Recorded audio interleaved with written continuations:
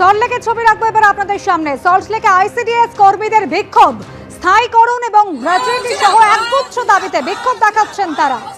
ঐশী মুখোপাধ্যায় সরাসরি রয়েছেন আমাদের সঙ্গে। ঐশী,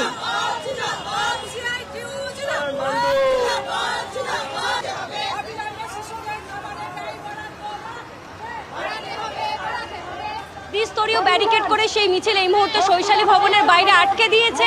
তারা এই মুহূর্তে অবস্থানে বসেছেন এবং তারই সঙ্গে তারা জানাচ্ছেন যে যতক্ষণ না পর্যন্ত ডাইরেক্টরের কাছে তারা তাদের এই দাবি, তাদের ডেপুটেশন না জমা দিতে পারবে ততক্ষণ তারা অবস্থানে থাকবেন। কি কি দাবি নিয়ে তাদের আজকে এই মিছিল? আমরা 10 দফা দাবি নিয়ে আজকে এসেছিলাম শৈশালী ভবনে।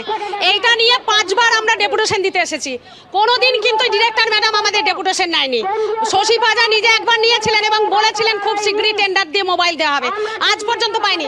একটা মিথ্যের ওপরে দাঁড়িয়ে আছে এই সরকারটা, দেখছেন ব্যারিকেড করেছে। আমাদের 10 দফা দাবি ছিল স্মার্টফোন দিতে হবে অবিলম্বে, ন্যূনতম বেতন সরকারকে ঘোষণা করতে হবে, সুপ্রিম কোর্টের রায় অনুযায়ী গ্র্যাচুইটি দিতে হবে, 14 সালের পরে যারা অবসর নিয়েছে তাদেরকেও 5 লক্ষ টাকা দিতে হবে এবং বাজার দর অনুযায়ী ডিম সবজির টাকা দিতে হবে। একেবারে ঐশী, অর্থাৎ একগুচ্ছ দাবি রয়েছে, সেই দাবিতে বিক্ষোভ দেখাচ্ছেন এই মুহূর্তে। স্থায়ীকরণ করতে হবে, করতে হবে, করতে হবে। জিন্দাবাদ, জিন্দাবাদ, জিন্দাবাদ। পশ্চিমবঙ্গ রাজ্য আইসিডিএস কর্মী সমিতি জিন্দাবাদ, জিন্দাবাদ।